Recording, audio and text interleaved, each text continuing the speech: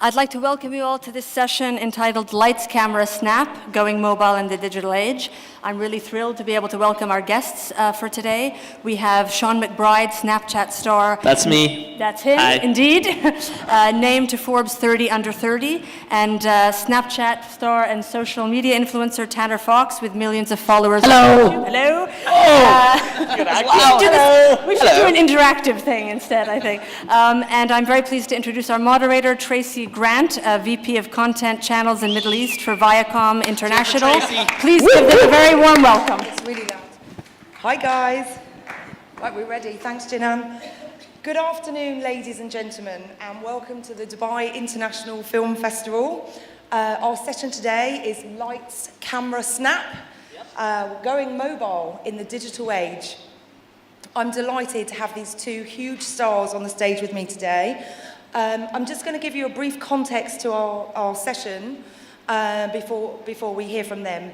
So we know that screens are getting smaller and the demand for instant engagement amongst millennials is greater than it's ever been.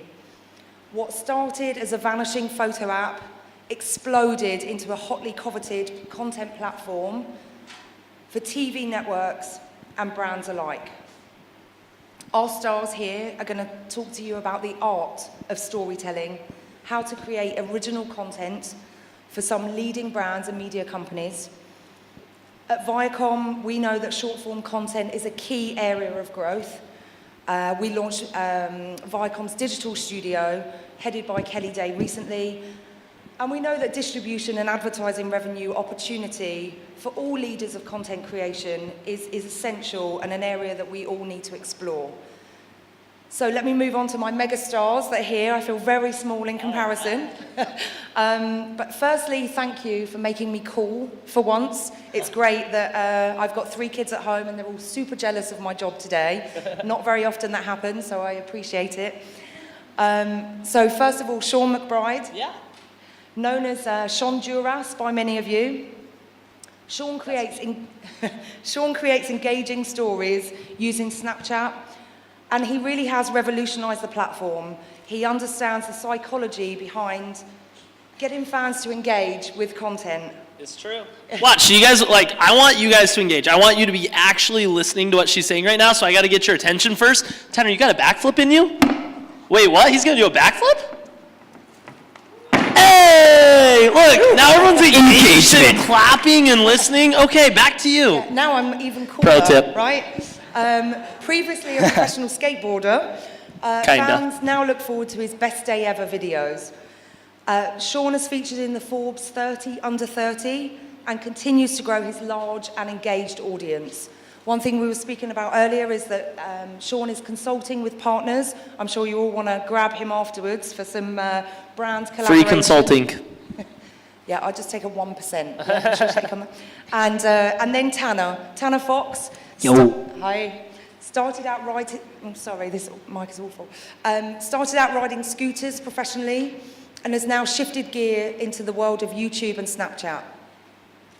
Tanner loves cars, so you're in the best place to see all the flash big time. cars. Perfect.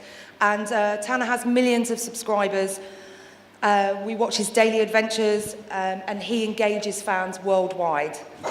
Tanner also has a range of merchandise, beautifully modelled. Copy merch. Link in bio. And has an 8,000 square foot warehouse holding that merchandise. These guys really know how to create content and content that they know fans want to watch. You're not here to listen to me waffle on, so you guys, thank you so much for being here. I've seen you running around Dubai with breakdancing monkeys and the fast cars and the amazing shopping, great jackets, and the red carpet of Diff. What are the highlights so far? What do you think of Dubai so far? I have to say, before Sean goes... I'll hurry and say the wind...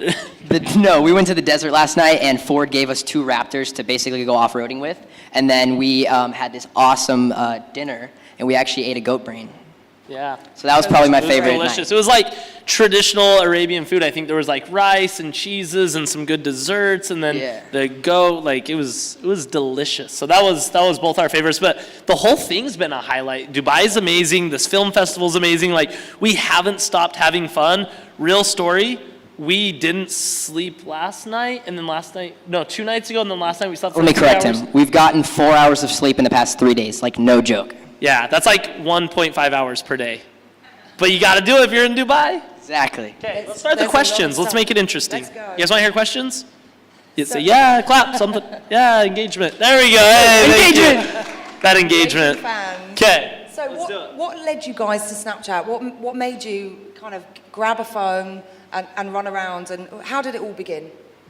For me, I was doing some really exciting things, and my younger sisters were like, "You should use Snapchat," and I was like, "Snap? What? What's that?" And so they told me about it, and it was brand new. Nobody was really doing it yet, and so I started using it. And I had watched YouTubers and Viners and other social media, and I recognized that Snapchat had a lot of really interesting engagement features that a lot of the platforms didn't have. Originally, you had to hold your finger on the screen, so you got their undivided attention. I mean, when you think about like Instagram or anything, you're scrolling and you get that split second of attention. With Snapchat, they held their finger on the screen. It was undivided attention. 7 seconds of undivided attention is so valuable. Even a commercial, a billboard, you don't get that much attention. So I saw that. I saw the creativity with the doodling, the instant collaboration with friends, for your fans to be able to see it in real time and get feedback in real time. Like when I film this, I will know in 5 seconds if people like it. Where with YouTube, I won't know until the next day, and I don't know how to change it. So it was a very interesting new platform. Luckily, my instincts told me to really go hard on it and try and become, very creative and do unique things that no one else had done on Snapchat. I went for it. We did that. And as Snapchat blew up, I blew up with it. I believe I was the most engaged Snapchat account in the world, and then continue to do really cool stuff on Snapchat, but then I've since diversified over to YouTube and gaming and everything else. But did I answer your question? What was the question? Yeah, that was awesome. Okay, How we did you answered it. begin? That's a great start. Okay, yeah. Next question.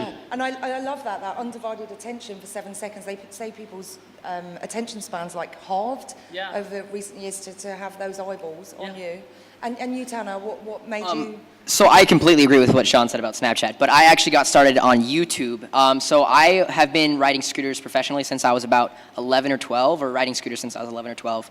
I've always loved making videos and creating content, so I always used to make scooter edits with my friends or whatever it was. And long story short, I began making YouTube scooter videos, like vlogs sort of, and they really started like gaining traction. I started getting followers, and then I kind of took that and learned more of how to make it a business and how to like keep growing and keeping the fans watching, and I just slowly transitioned out of scootering into my daily life of action sports, traveling, family, etc. pretty much.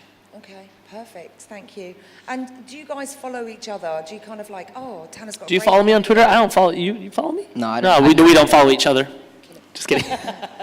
Of course we follow each other. We collaborate all the time. That's one of like the best things you can do on social media, whether you're an influencer or a brand trying to gain influence. Doing a collaboration with someone, I mean, the famous designers do it all the time. Social media people do it all the time. Athletes do it all the time.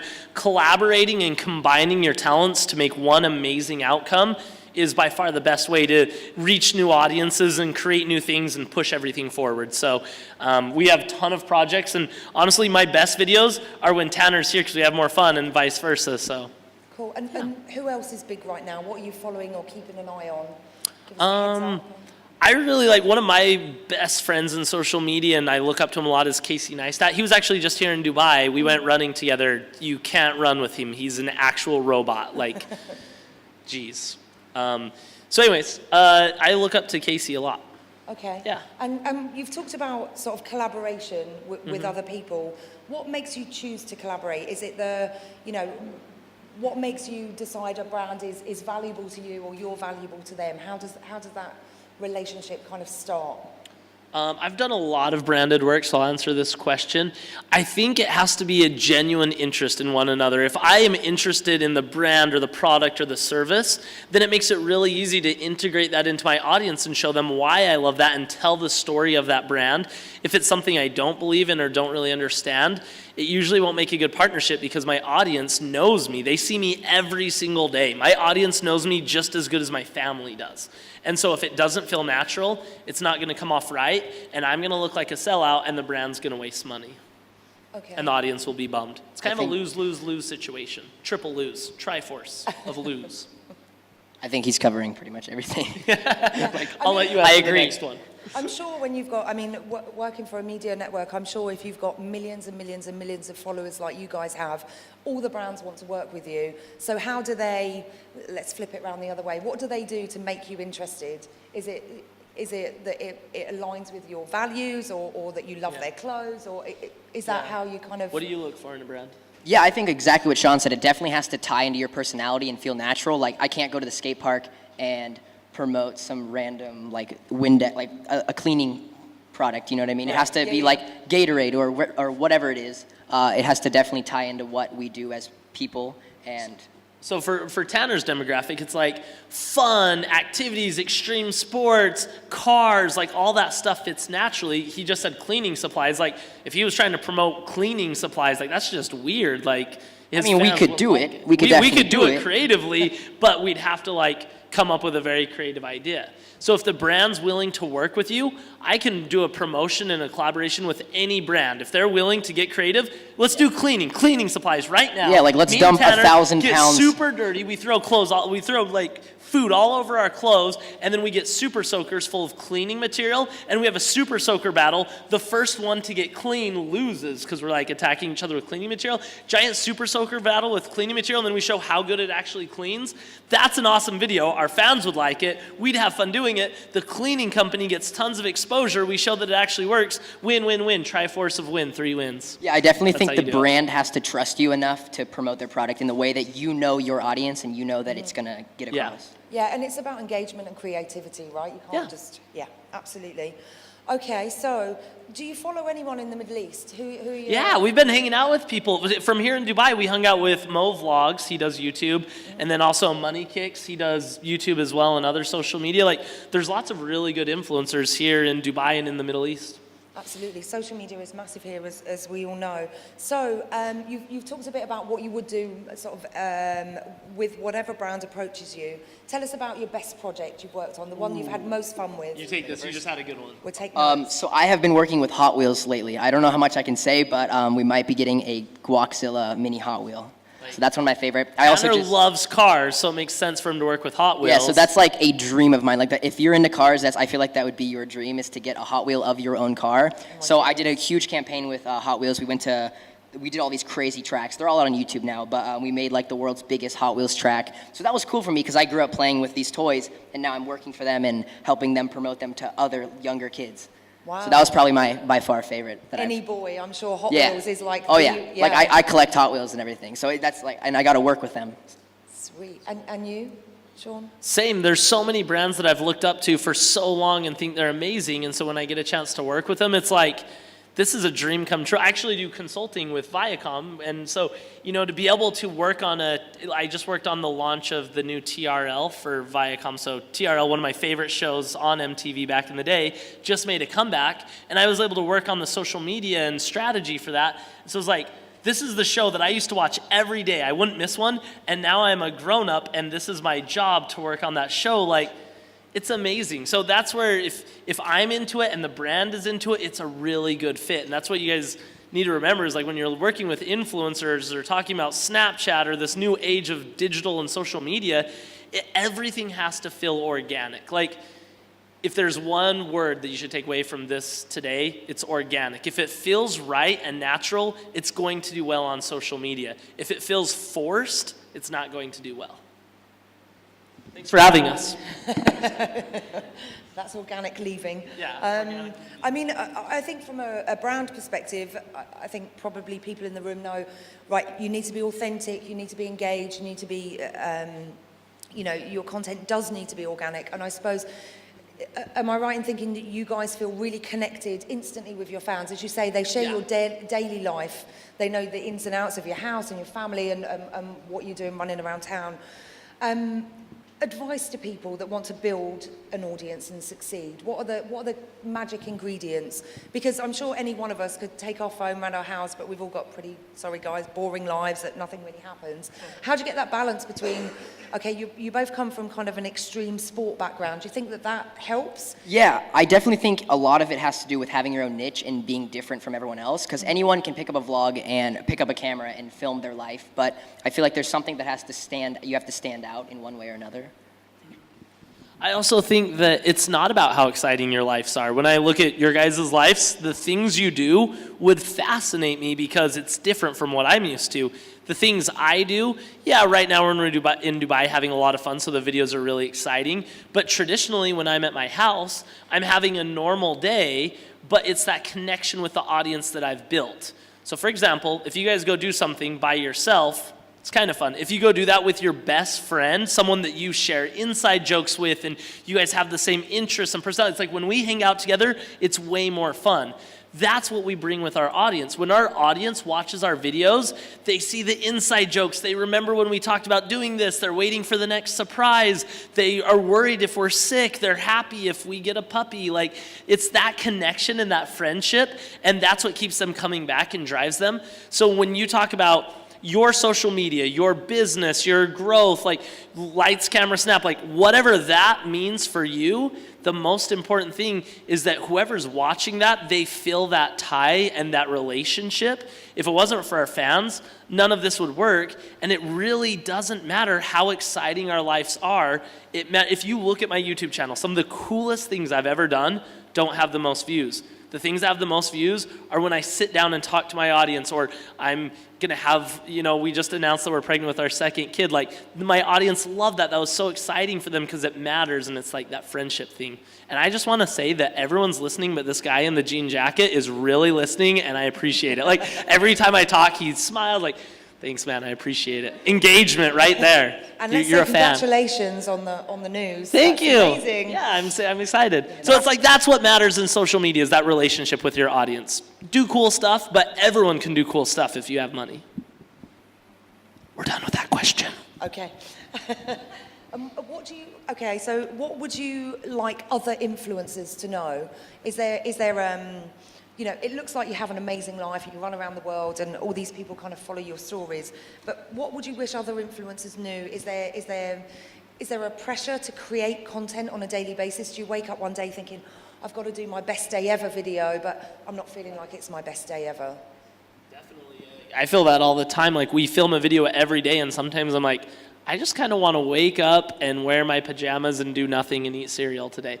But that's where the motivation comes. It's like, sometimes that seems nice. I'm sure sometimes you guys don't want to go to work or do anything. But then if that friend shows up at your house, like, hey, let's go do something fun, then they get you out of the house, and then you end up liking it, and you're glad they got you out of the house. That's what social media is for us. Like, yeah, it's frustrating to film some days, but then when you kind of make that first step, like, I gotta put up a video, my fans are waiting, then you end up having more fun. And that's why I named mine the best day ever, is because every day I want to make it the best day ever. No matter what, where I am, what I'm doing, I want to do something every day that makes it incredible and it makes it the best day ever, even if I'm sick or anything else. So that's the motivator for me. So I'd say other social media influencers or people trying to post digital content, that should be your motivator. Like, it's not about the views. It's not about, how many followers or anything else. It's about, I want to be motivated to do something extra special. I want to create something that I'm proud of. And if you have that mentality that you're creating something that you're proud of, it will get views and it will find success. And if it doesn't, you have something that you're proud of still. So that's, I guess, my advice is, you guys already knew that, but it's like, follow what you're passionate about. Don't just do it for the views. This guy knows what I'm talking about. All right. Next question. And so what motivates you, Tana? What gets you to, this will be a great story, or do you just follow, capture your whole day? I think a huge thing with social media is also having an image and something you want to get across to people. Like, he has the best day ever, where he promotes to have the best day ever and not let anything get in your way. I think mine is living life to the fullest and getting outside and teaching kids to teaching kids to go outside and do adventurous things and go out of your way to do something you normally wouldn't do. So I think that's definitely a motivator to me, to help me get outside and promote that to other kids to And also let them chase follow your their dreams. Like, these kids are the same age as him, and he has his own shirt. Or if you can read it, my little quote thing, his is the best day ever. Mine is, do what makes you happy because it's your life and you choose where it goes. I love the optimism of it. You know, like I imagine that maybe because I'm old, you know, there's a bit of pressure around that, but it seems like you guys are just leaning right into that. Do you feel that you've got a lot of young people that kind of look to what you're doing and feel quite responsible? Yeah, and that's mainly why I do the saying, do what makes you happy. That's like why I like promoting that so much, because I was bullied going all through school for scootering, for doing YouTube, for everything, and I followed my dreams and I followed what I wanted to do, and it's got me to Dubai on this panel right now. Yeah, so in your that's face, why that's exactly why I tell people to follow your dreams and do what makes you happy, because like you'll see where it can get you and not to listen to what everyone else thinks. I love it. Yeah, what he said. Yeah, that's awesome. That's really motivating. And so, what's next? What projects have you got lined up? What would you like to look for? What brands are you looking to collaborate with? Is there any kind of? Do you think they're ready for this? Should we tell them? I Are don't they know. ready? I don't know if they're ready for this. Are you guys ready? Okay. Are you guys ready for we'll our tell plans?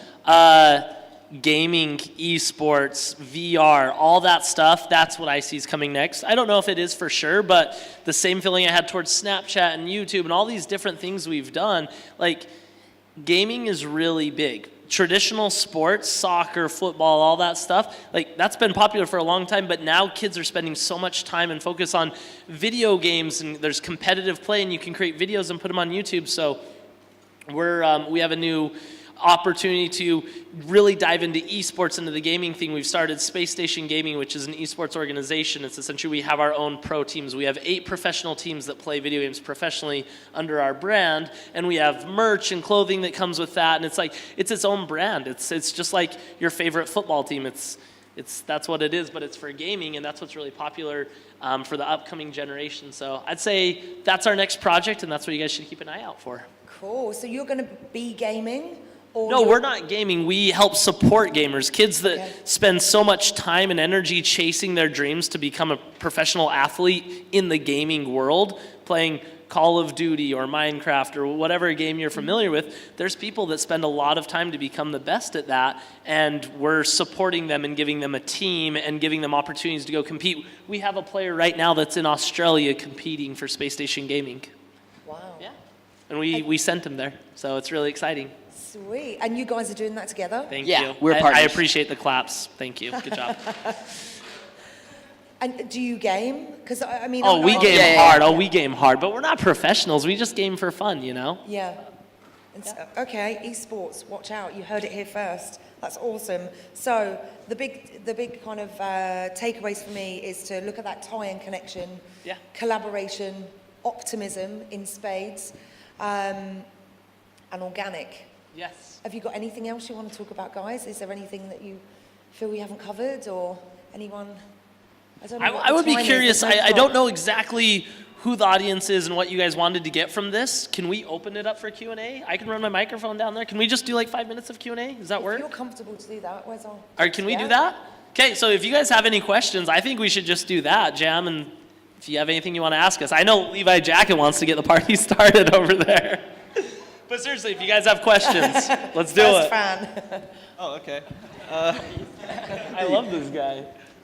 Hi, thanks for call out all of the later. embarrassing comments. I guess one of the things I'm most interested in is how much do you guys, because you're producing content all of the time, how much do you script and how much is spontaneous?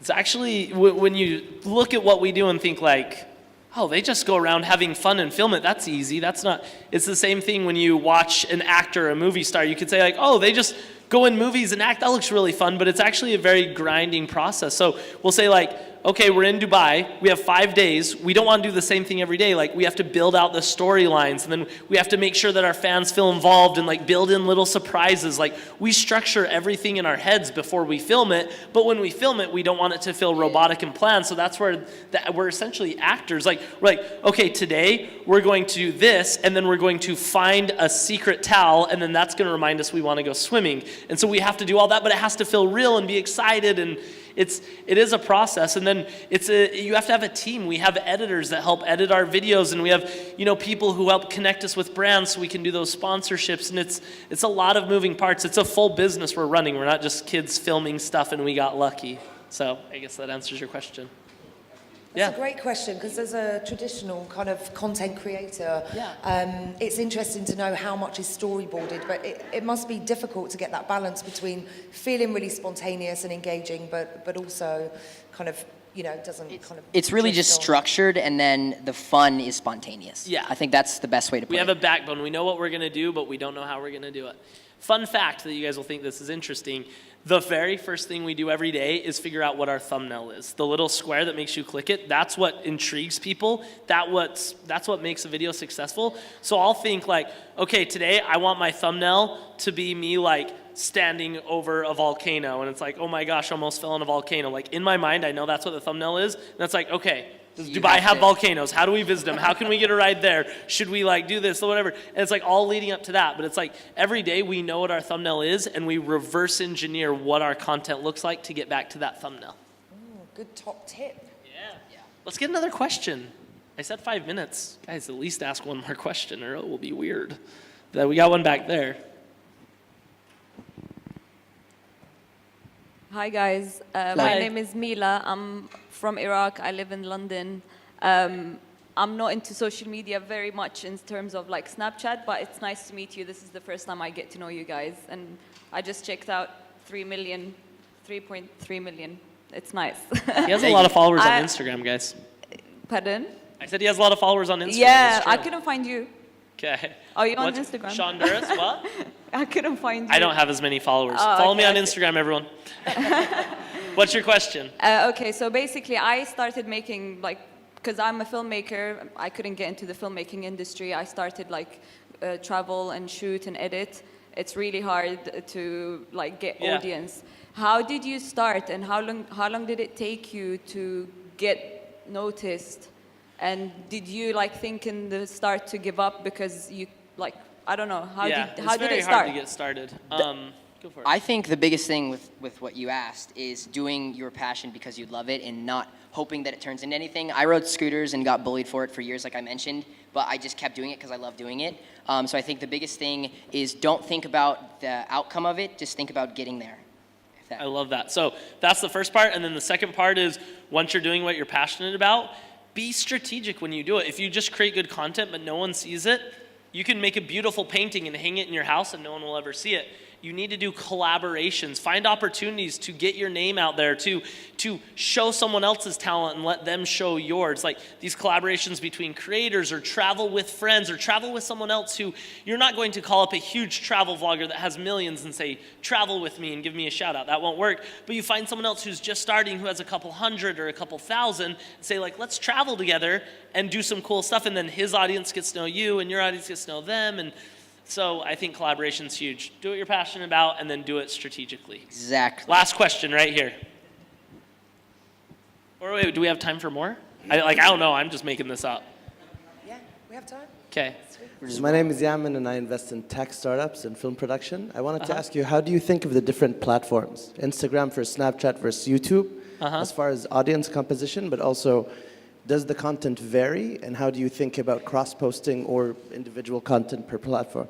Yeah, Tanner has a really good, one of the reasons that Tanner's so successful is he has a very good strategy for pushing people from one platform to another and letting them know when his vlog goes live. So what's your process when a YouTube video goes up? First of all, I'll go on Twitter and I'll usually share the video, just a normal link, and then I'll go on my Snapchat and I'll film the comments. So I'll film other people's comments and say guys, go comment on this video and you'll be on my Snapchat. I'm answering questions, or I'm liking your guys' comments. Or on Instagram, guys, comment on my recent photo and I'll like your guys' comment, or I'll DM you. Just anything to engage with the people and kind of bring everyone around, so they go from Instagram to YouTube, YouTube to Snapchat, Snapchat to Twitter, and it just keeps moving around, and everything gets views and everything gets Engagement impressions. is really important. And That's then when that engagement. engagement happens, when you post a video on YouTube and you tell everyone to go to that video from Snapchat and from Twitter and everything, YouTube's algorithm sees all these people coming and says, whoa, this one's important, everyone's coming over, let's promote it more. Yeah. Let's keep going. Oh, no, it's her turn. Sorry, it's her turn. she's first. raised her hand too many times. She's raised her time like I twice. feel bad. This is his first hand raise. We'll get you next time. It's her turn. Tanner, I appreciate what you said about Oh, wait, it's a question encouraging for Tanner? kids to go outside and seek adventure. How do you reconcile that with like the sheer numbers of hours that kids are spending on screens? I was just at VidXP over the weekend and I spoke to some of the kids most of them who don't have screen time limits, and I mean, obviously, like you need them as followers, and how do you balance that? I'm sorry, you basically were asking getting them outside but keeping them inside to watch my videos? Yeah. Well, I just like sharing the experience of the stuff I do, like traveling to a different country or going to hang out with my friend and building some crazy thing that we film with. Or I more like showing the experience and motivating them to create their own experience and find their own way to do so. It's inspiring to. Yeah. for them They to want watch to these create content and do exactly what he's doing. When he's filming his life and having fun, they want to have fun and film their life so they have those memories too. Exactly. Yeah. Yeah. So they're already inside. The key is to get them outside and then come back to get another idea and then go back outside and keep doing their thing. All right, we'll give this guy a chance. Let's go. Hi. I like what you said about having an organic kind of video, which I feel is one of the best thing in a video. I usually film influencers. How do you give like advices to make like the video look as organic as possible? Like we tried to make it less of a pro commercial type of thing and more of we having fun also with the character themselves. How do you give advices for people filming influencers or to make it really fun and organic, as you said? Yeah. One is it's actually something that you have to be good at. I won't lie. Like, it takes time and you get better and better at it. You can't just instantly be organic. It's hard. It's like if you're going to do a public speaking, come and talk, your first time doing it, you're nervous and it doesn't work very well, but just keep practicing. So it does take time. But what we like to do is we have an outline of like, okay, here's what we're going to do. We're going to go on stage, drink water. I'm going to tell you to do a backflip, and then we'll answer their questions. We have an idea of what's going to go on, but we don't really know all the jokes we're going to make. That's what's organic. Like what I'm saying, like calling out Mr. Levi Jacket, that wasn't planned. It just felt right in the moment. But the backflip, that was planned. I was like, okay, we'll get this thing started, do a backflip, get everyone to pay attention. But it's like, I didn't know when or how I was going to do it. I just knew I was going to do it. So you kind of have an outline of what you want to accomplish, but then don't tell them what to say. Just tell them the point you want to get across. Like, we need to show you eating this. Go. And then let them do whatever they want, and then they eat it. Yeah. Good question. I'm glad we came back to you. I have no idea what's going on with time. Do we have time for more? Less? Yeah, we're okay. I have got no clock. It's like the room with no Hey, time. Let's just carry on until you're ready to. We'll just go until they kick us out, or you guys can just choose to leave awkwardly as we're talking. But we'll pull you out. Following on through the point of, kind of reconciling, telling people to go out and enjoy their lives and then having them actually sit down and watch your content. You are, before any brands, you are the #1 brand that you have to look after, right? And that's kind of your thing. But you also have to stay relevant. And, it was interesting when you said moving forward, going into VR and going into gaming and stuff like that. But to me, that's quite a stark contrast to your current brand, which is kind of going out and living your life in extreme sports. Mm-hmm. I do understand gaming is seen as a sport by some people, but let's be real, it isn't. It's very different than telling people to go out and be active and live their lives. Yeah. So I kind of want to understand how you guys look at keeping your brand true as you shift through the different stages of, staying on top of whatever the relevant platform is for you to speak to your audience. Yeah. I think you can't look into it too much. We're just telling people to enjoy their lives and chase their dreams and follow what they're passionate about. When you look at marketing and advertising of a brand, Nike, for example, they're not just marketing to guys, they're not just marketing to girls, they're marketing to both. It's two very different campaigns, two very different voices, two very different pushes, but they're able to do both of them in an organic way. That's what we're doing. We're saying, go outside, live, have fun. We do that every day. We're outside having fun. But then when we go back and it's like evening time, we chill and play video games and have fun there. And then we're nice to people and we're positive. And we're not just saying you have to go outside and do that. And I think that's why we're successful. If there's someone that only does a cooking channel, do what makes you happy. Do what makes you happy. If you only have a cooking channel, you're only going to be interesting to people who love watching cooking. If I only gamed, I'm only interested in that. If I only go outdoors and climb, I'm only interested in those people. We're diversified in that we love all things, and we just tell the story of like why we go outside, why we play video games, why I always have the best day ever. So I don't think they're competing, they're supporting. Good question, though. It's just, I guess every situation's different. You just have to treat it that way and support. Yeah. Good question. We've Good had answer. some great questions. First of all, how is Hi, it guys. being neighbors to that guy? Is it awesome sitting by him? It's like, I'm getting his vibes from up here. I imagine you're just like about ready to scoot one seat over. We started working together, so Oh, really? Yeah. Oh, geez, lucky. collaboration, huh? Yeah, collab, you two. You have like, I don't know, I've seen you a few times, Tanner. Sean is the first time I hear about you. Sorry about that. It's okay, he has But, more Instagram followers. You, Follow me on Instagram. You probably have like, I mean, you have like millions of followers and everything, but how, I mean, and you say you have a pretty good engagement from them, but for how long do these followers keep watching a video? Do you have any idea of that? I mean, I'm thinking about myself. I was watching a lot of Casey Neistat video, and I love what he's doing, but some months I'm not watching anything that he's doing because I'm doing my own thing and I don't have the time to watch all of his content. Yeah. And that's So, and natural. last time I watched one of his videos was maybe like 6 months ago now. Yeah. And I still see some of his video coming out, and it's interesting me, you know, I say, oh, I'm gonna have to watch this, but I don't have, or maybe I don't take the time to watch it. So I was wondering, from all of your followers, do you have any idea of how much of them are they That's a good following question. every day? Or? So your followers will always slowly get distracted. If you did nothing, your followers would always go down because people get distracted, they're busy, they stop using an app, whatever it is. But that's why you're doing collaborations, you're doing new things, and you're finding new audiences. And like, you always need to be hustling. If you're running a business and you have customers and you just sell to those customers, you're not growing. Eventually those customers go somewhere else or move on or whatever it is. Social media is the same. We have our followers, and out of those 3 million followers, 500,000 of them don't even use Instagram anymore. Like, not even anything to do with Tanner, just they stopped using Instagram. They got busy, they deleted the app, whatever. So we always have to be progressing and doing collaborations and finding new opportunities to grow. And that's just a reality. That's a reality about every business out there, and I think social media is very similar. You might start watching Casey Neistat again, but if not, there's new people in this room who have never heard of him, and now they're going to start watching him. And if he does impressive things and continues to impress you and your friends, eventually you're going to come back. So that's the pressure of any business, or with us. I always want to be doing better things so I can re-excite my audience to watch me again. A ton of turnover, but that's with any business. That's why you're always hustling and working hard to find new and grow and progress. Same question, new question. Doesn't matter, we'll move on. Next question. It's a new question. Okay. First of all, this is fascinating hearing from both of you guys. Thank you. My question is more on the business model of Snapchat. Now, I'm not much of a Snapchat user, I have to say. But what I was curious about is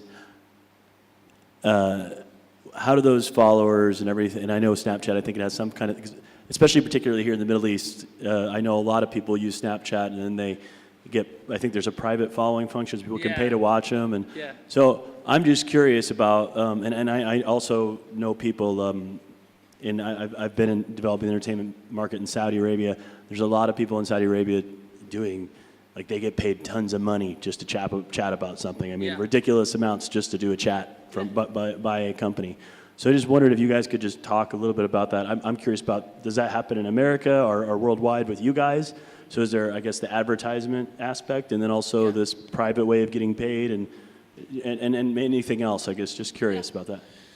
So I think you guys will find this interesting. There's different revenue streams for a social media content creator. We have our AdSense. If you put something on YouTube and it gets views, there's an ad that plays before it. We can control those ads. Different ads carry different weights and different values, and that's one source of revenue. Snapchat doesn't have those ads, so you have to look at other opportunities. Those other opportunities can be brand deals or collaborations or sponsorships. So right now, if I was with Evian, I could talk about why I drink this water and how I drink it before everything because it calms me down and it tastes good and like whatever. And then you guys are like, oh wow, Evian water, that's what they use to like, okay, I should try this sometime. Like I want to see if it calms me down. I want to see if that works for me. And like if it's a good review, then that's going to sell more Evian for them. And so that's I guess, another source of revenue, I actually have a business that's completely separate from Sean Durst that runs that stuff. So we do brand integration. So when Tanner does a deal with Hot Wheels, my business manufactured that. We were the middleman. We managed that, and we set the expectations with Hot Wheels that he's going to do this, this, this, and then we set the expectations with Tanner that they will pay you this much, but they expect this much in return. And it's just like any partnership. You see if athletes wear Nike shoes, that's a sponsorship. You see product placement in videos, that's a sponsorship. The same thing happens within YouTube. So AdSense, also the partnerships, and then there's also other opportunities for branding like merch. So Tanner has that entire 8,000 square foot warehouse of T-Fox merch. He has new stuff. This came out for the holidays. He's wearing it right now, and his fans see that. They're like, oh, I want to wear that for Christmas. So he's selling through those during the holidays. So that's another revenue. And then, I mean, there's tons of other side things that you could do as well, but those are kind of the main three things right there. As far as brand deals go, I could talk your ear off forever because I own an entire business about it, but it's basically, it comes down to doing it in an organic way that feels right. If you want me to really promote, so for example, our evening last night when we went out to the sand dunes with Ford and drove those trucks around, that was an incredible experience. We actually had fun. It was something our fans knew that we loved doing and we had never done before. It was a unique experience. Ford came in as the hero who made that possible, and then we were super hyped. These trucks are so cool, they handle. I've never ridden in one. Man, this is so cool, I want to get one. Now our audience is like, wow, Ford's cool. They hooked them up. Those trucks are rad. When I turn 16, I want a truck like that. Dad, you should get one of those trucks. Like, they're way into that now. And that's how Ford made that happen. They gave us that beautiful, like, barbecue and the rice and the hats. Like, we had such a fun time. That's a perfect Ford thing. Now, different scenario. Had Ford come to us and said, hey, we want to do a branded sponsorship with you. We want you to post a picture with our car at least 4 times. We want you to use the hashtag #BuiltFordTough. We want you to show yourself driving, but you have a seatbelt, but you can't be vlogging because that's not safe. We want you to set the camera on the dashboard, and then it would feel uncomfortable. It wouldn't feel real. So when our audience watches that, the camera's on the dashboard, we have our seatbelt, we're like, wow, this car sure is built Ford tough. Wow, it doesn't feel right. And then they spent a lot of money to do that, and our audience doesn't feel good about it. It doesn't feel right. But what they did with the dunes yesterday, that felt really good. They made sure we wore our seatbelts and we followed regulations, but you could tell we were having so much fun and we were so hyped on Ford. That's a successful brand integration. And that's then my answer. It's a good answer, though. I hope you liked it. And I think that it just shows that the kind of different mindset between being a creator and being sort of corporate, where you have to find that connection and be organic. Thank you so much.